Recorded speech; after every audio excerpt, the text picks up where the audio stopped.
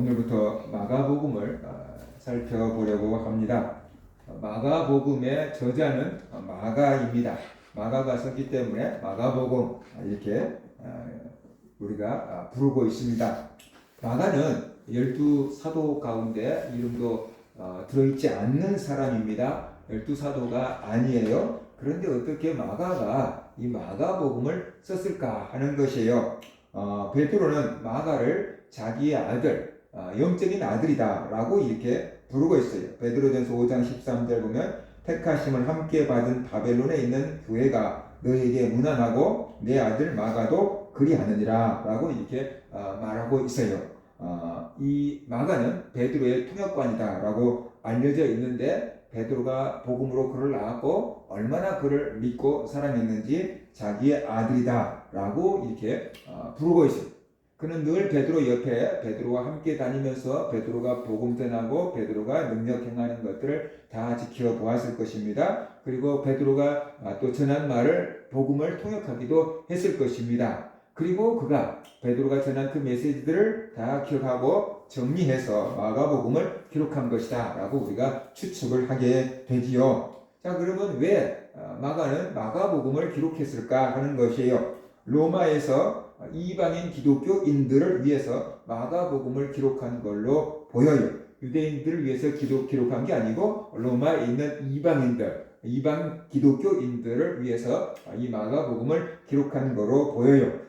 내용을 보면 예수님의 제자로 사는 것이 어떤 것인지 제자도에 대해서 가르쳐주고 있는 거죠. 예수님의 제자가 되려면 이렇게 살아야 한다 하면서 예수님의 삶을 모범으로 보여주고 있어요. 그래서 예수님의 제자도 그것을 가르쳐주기 위해서 성숙한 그리스도인을 만들고 예수님의 제자다운 이 그리스도인이 되도록 하기 위해서 마가복음을 기록한 거다라고 볼 수 있어요.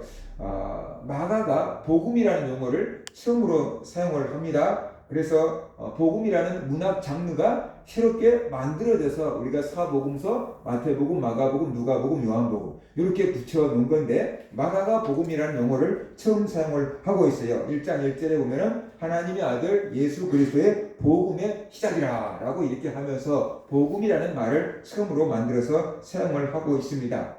이 1절을 보면은 하나님의 아들 예수 그리스도의 복음의 시작이다 라는 1절을 보면 이제부터 내가 복음에 대해서 쓰겠다라는 것을 지금 알려주고 있죠. 하나님의 아들 예수 그리스도에 대한 복음을 내가 기록하겠다라는 그런 의도를 밝히고 있습니다. 그래서 마가복음 전체의 내용이 무엇인가? 하나님의 아들 예수 그리스도에 대해서 가르쳐주고 있는 거다라고 우리가 이 이야기를 할 수가 있겠죠.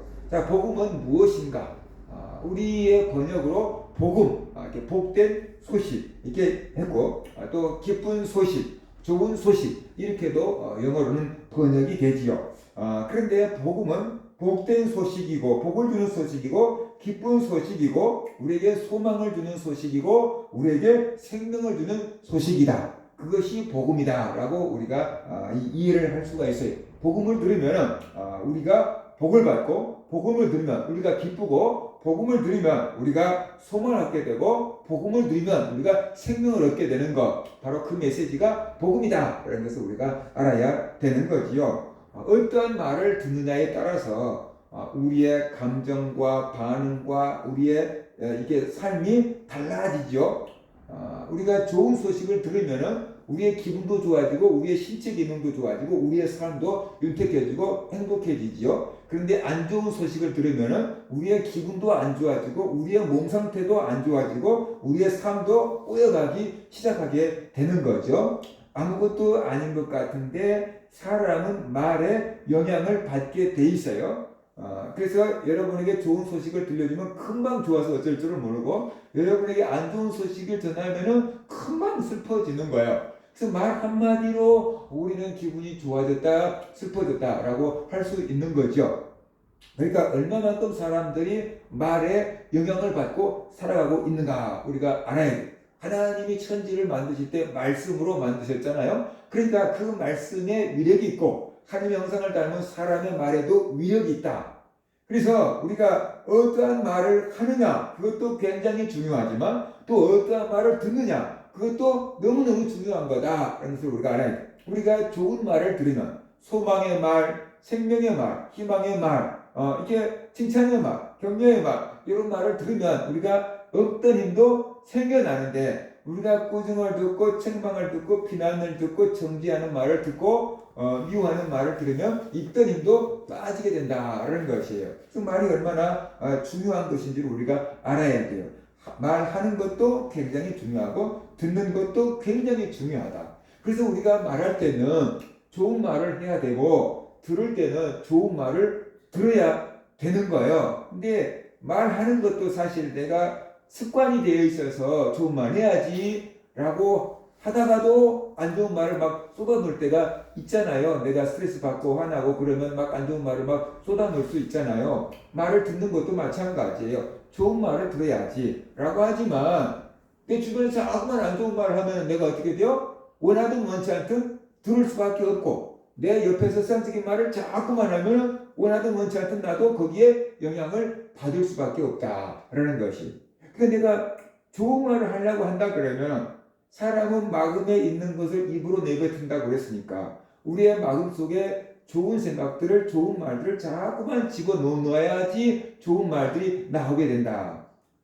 작가들 있잖아요. 글을 쓰는 작가들, 책을 쓰는 작가들, 그 작가들 또 글을 쓰는 기자들 이 기자들에게 어떻게 글 쓰는 훈련을 배웠느냐. 그럴 때 많은 기자들이 이렇게 얘기해요. 좋은 글씨, 좋은 글귀를 계속 썼다는 거, 옮겨 적었다. 책을 읽다가 좋은 글이 나오면 계속 옮겨 적었다. 받아 썼다는 거죠. 그런데 나중에 어느 순간 보니까 자기 속에서 그런 글들을 쓰고 있더라라는 거죠. 그러니까 좋은 문장들을 계속 쓰다가 보니까 나중에 그것이 자기 머릿속에 들어가 있다가 마음속에 들어가 있다가 필요하니까 그런 좋은 글귀들이 나오더라 라는 것이 들어갔으니까 나오는 것이죠. 괜히 나오는 거 아니죠. 그래서 좋은 글들을 잔뜩 넣어놓으니까 좋은 글들이 나온다. 그래서 글 쓰는 사람이 되고 싶다 그러면 좋은 글들을 많이 쓰십시오 라고 이제 얘기를 하지요. 그러니까 우리가 좋은 말을 하려고 한다 그러면 좋은 말들을 우리의 마음에 가득 담아놔야 되고 우리의 마음의 평화를 지킬 수 있어야지 좋은 말들을 할 수 있어요. 우리의 마음이 안 좋으면 어떻게 돼요? 안 좋은 말들이 막 나오게 돼 있어요. 그럼 우리가 좋은 말들을 들으려고 그러면 어떻게 해야 돼요? 좋은 말들을 들으려면 주변을 정리해야 되는 거죠. 원하든 원치 않든 우리는 환경이나 주변 사람들에게 영향을 받게 되니까 자꾸 안 좋은 말을 한 사람들 곁에 내가 붙어 있으면서 좋은 말을 들어야지 좋은 말을 들어야지 아무리 해봤자 그들은 계속해서 쓰레기 같은 말을 우리에게 쏟아놓을 텐데 내가 그것을 안 들어야지 그러면서 자꾸만 듣게 돼 있다는 거예요. 그러니까 내가 좋은 말을 들으려고 그러면 주변을 정리해야 돼요. 나에게 좋은 말을 해주는 사람들, 성적인 얘기가 아니고 믿음의 말을 하는 사람들, 그런 사람들을 가까이 하고 반대로 안 좋은 말을 하는 사람들, 이렇게 나를 힘들게 하는 사람들, 그 다음에 성적인 얘기를 해서 믿음을 떨어뜨리는 사람들, 그 사람들과는 우리가 거리를 두어야 한다는 거죠. 그럴 때 우리가 좋은 말들을 들으면서 살아갈 수가 있게 된다는 거예요.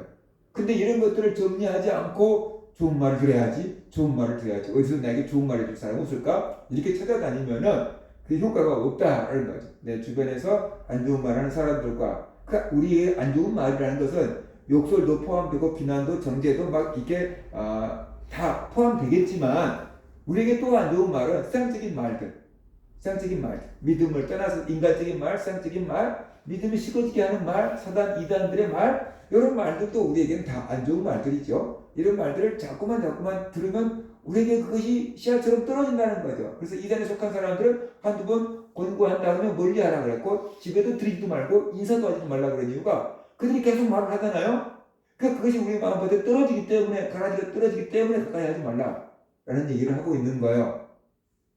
그래서 우리가 어떤 말을 듣느냐에 따라서 우리의 삶이 달라질 수 있는데 어떤 말을 하느냐 내 삶이 달라지고 어떤 말을 듣느냐 따라서 내 삶이 달라질 수 있다. 그래서 우리가 좋은 말을 하려면 좋은 말들을 우리의 마음에 가득 채우라라는 것이고 그 다음에 좋은 말을 들으려고 한다면 안 좋은 말, 나쁜 말, 세상적인 말 하는 사람들과는 거리를 두고 좋은 말, 위로가 되는 말, 격려가 되는 말, 믿음이 되는 말을 하는 사람들과 가까이 하다가 보면은 그 말이 우리에게 복음이 돼서 그 말이 우리에게 힘을 주고 용기를 주고 소망을 주고 생명을 주게 될 거다라는 것이. 그러니까 우리가 말하는 것도 중요하지만 말을 듣는 것도 중요하기 때문에 어떻게 하면 좋은 말을 할 수 있을까? 어떻게 하면 좋은 말을 들을 수 있을까? 그것을 깨닫고 우리가 우리의 삶을 잘 관리한다 그러면 지금보다 훨씬 더 우리가 행복한 삶을 살아갈 수가 있다라는 것이.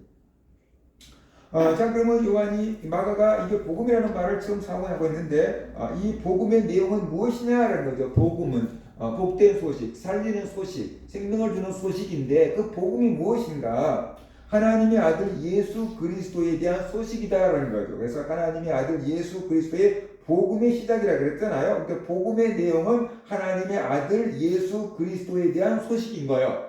하나님의 아들 예수 그리스도에 대한 소식이 우리에게 복음이 되고 그것이 기쁨이 되고 소망이 되고 그것이 능력이 되고 그것이 생명이 된다라는 뜻이에요.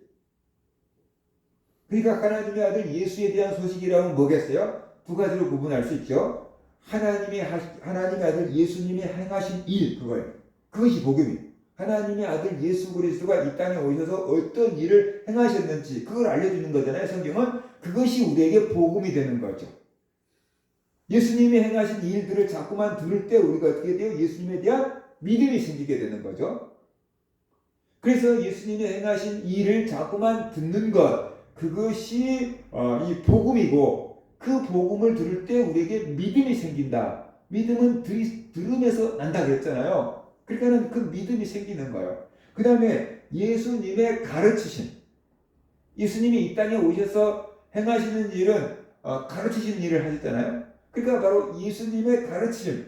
그것이 우리에게 복음이다. 예수님의 가르치심은 진리를 가르친 거고 하나님의 뜻을 가르쳐 준 거예요. 그러니까 예수님의 가르쳐 주신 말씀을 들을 때 우리가 하나님의 뜻을 깨달을 수 있고 진리를 얻을 수 있는데 그 하나님의 뜻과 진리는 뭐냐 그러면 우리가 영원한 생명을 얻을 수 있는 것이에요. 그것을 가르쳐 주고 있는 거예요. 그러니까 복음이라는 것은 예수 그리스도가 행하신 일 그리고 예수 그리스도의 가르치심 이 두 가지가 복음의 핵심이다 라는 것이. 그래서 예수님이 하신 일에 대해서 들을 때 우리가 살게 되고 예수님의 가르침을 우리가 배울 때 살게 된다. 그래서 그것이 우리에게 복음이다. 그래서 우리가 알아야 되는 거죠. 우리는 4개의 복음서를 가지고 있어요. 마태, 마가, 누가, 요한 4개의 복음서를 가지고 있어요. 특별히 마태, 마가, 누가 3개를 가리켜서 공간 복음이라고 그러는데 비슷한 점이 굉장히 많고 같은 시각으로 보고 있다. 그래서 공간 복음이다라고 부르고 있어요. 근데 똑같은 거라면 4개나 갖고 있을 필요가 없잖아요. 근데 나름대로 특징이 있고 장점이 있기 때문에 4개의 복음서를 같이 성경으로 갖고 있는 것입니다. 마태복음은 예수님을 왕으로 오신 예수님을 조명하고 있다. 그리고 마가복음은 반대로 종으로 오신 예수님의 삶에 대해서 조명해 주고 있고 누가복음은 인자, 사람으로 오신 예수님, 사람으로 오신 하나님에 대해서 조명을 해주고 있고 요한복음은 말씀으로 오신 분, 곧 성자 하나님에 대해서 기록을 해주고 있다라고 우리가 볼 수가 있죠. 그래서 이처럼 복음서마다 예수님에 대한 묘사가 조금씩 다른 거예요. 이쪽에서 보느냐, 저쪽에서 보느냐, 앞에서 보느냐, 뒤에서 보느냐. 그것처럼 예수님을 네 각도에서 이렇게 조명을 해주고 있는 거예요.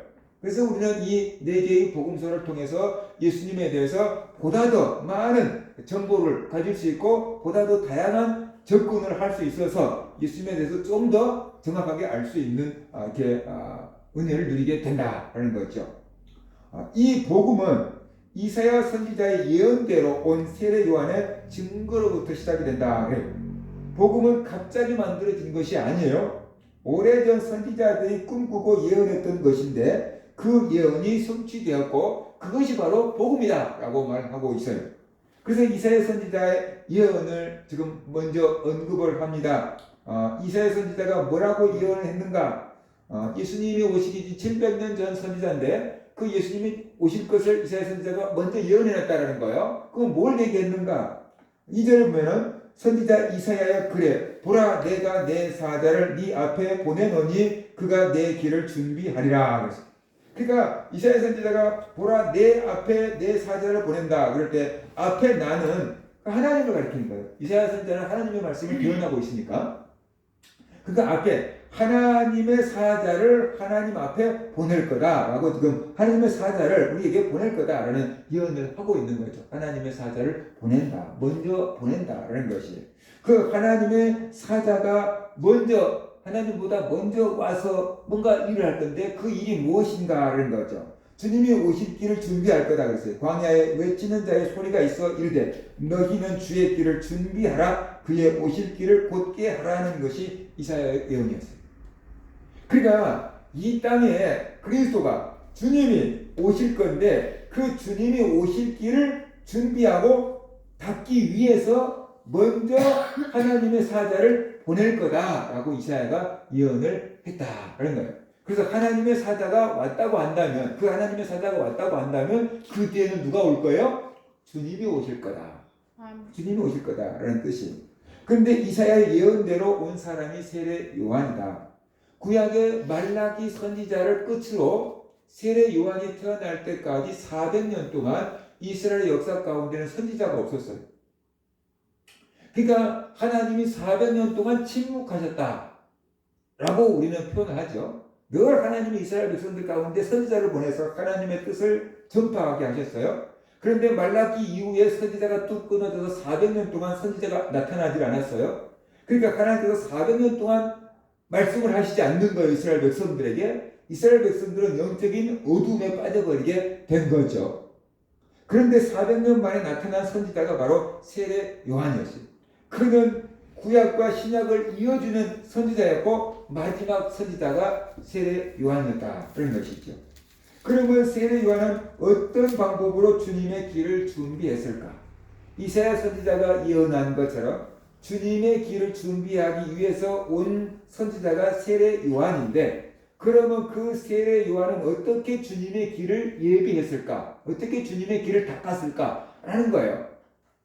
만약에 대통령이 오늘 여기 온다. 그러면은 경찰들이 와갖고 도로 정리를 다 하겠죠. 다른 차들 못 오게끔 딱 하고 대통령이 지나갈 수 있게끔 준비를 다 하겠죠. 위험한지 안 위험한지. 그것처럼 주님이 오시는데 주님의 길을 다 끌어왔어요. 세례 요한이. 그러면 어떤 방법으로 주님의 길을 준비했는가?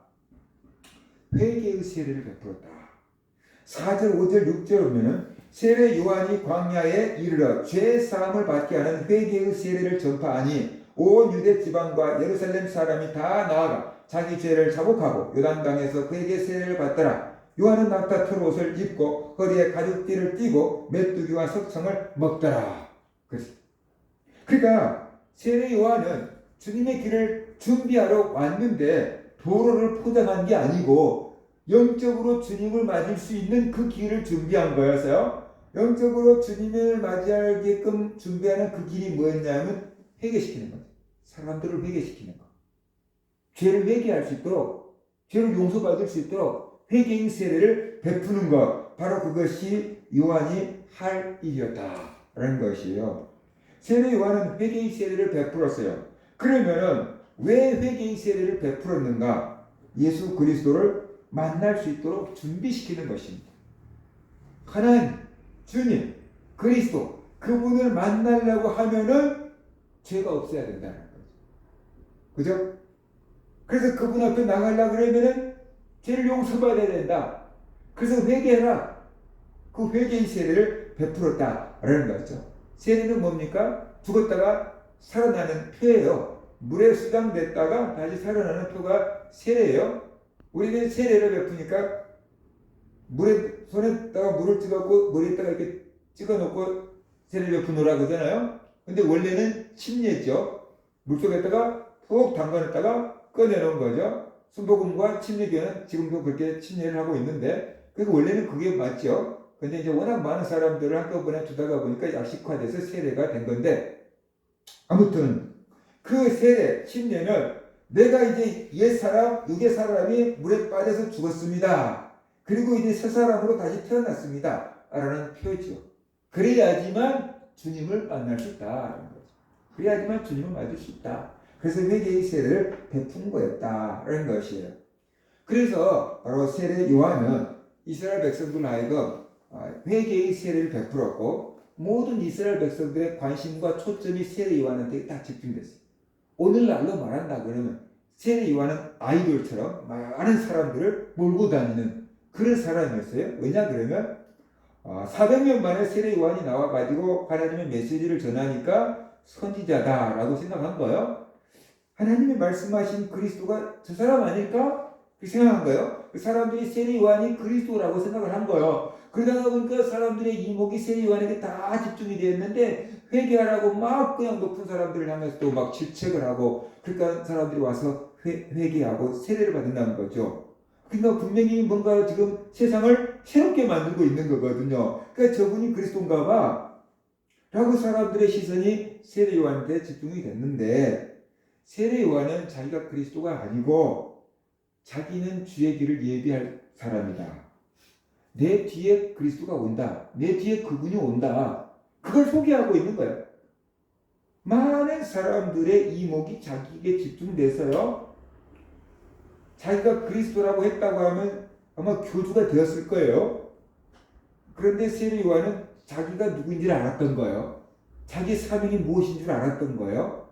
그래서 나는 그리스도가 아니다. 내 뒤에 그리스도가 온다. 라고 하면서 자기 뒤에 오실 분을 소개해요. 나는 그분 소개하러 왔어. 그러면서 그분 소개해요. 세례 요한이 뭐라고 예수님을 소개하는가? 7절을 보면은 그가 전파하여 이르되 나보다 능력이 많으신 이가 내 뒤에 오시나니 나는 굽혀 그의 신발끈을 풀기도 감당하지 못하겠노라. 그랬어요. 그러니까는 사람들이 세례 요한을 그 선지자가 아니야? 그리스도가 아니야? 라고 막 떠받들고 모였는데 세례 요한은 내 뒤에 그분이 오신다. 그런데 나는 그분의 신발끈 하나도 풀어주기에 감당하지 못할 사람이다. 나보다 그만큼 능력이 많으신 분이 온다. 라고 지금 얘기하고 있는 거죠. 그분이 바로 하나님의 아들이다. 1절. 하나님의 아들 예수 그리스도의 복음의 시작이라고 하죠. 그러니까 그분이 바로 하나님의 아들이 온다. 그 얘기를 지금 하고 있는 거죠. 그 다음에 성령으로 세례를 베풀 자다라고 말했어요. 8절에 보면 나는 너희에게 물로 세례를 베풀었거니와 그는 너희에게 성령으로 세례를 베푸시리라 라고 말씀하잖아요. 예수 그리스도가 성령으로 세례를 베풀 자다라는 거예요. 그러면 진짜로 예수 그리스도가 성령으로 세례를 베풀었는가? 예수님께서 죽으시고 부활하시고 승천하시기 전에 제자들에게 내가 하늘로 올라가서 너희들에게 성령을 보내주겠다. 그러니까 예루살렘을 떠나지 말고 아버지께서 약속하신 것을 기다리라고 말씀하시죠. 그래서 제자들이 예수님이 승천하신 다음에 마가다락방에 모여서 기도하고 있는데 그 하늘에서부터 성령이 그 제자들에게 임해서 방언을 하고 복음을 전하고 그 놀라운 일들이 사도행전 2장에 기록되어 있잖아요.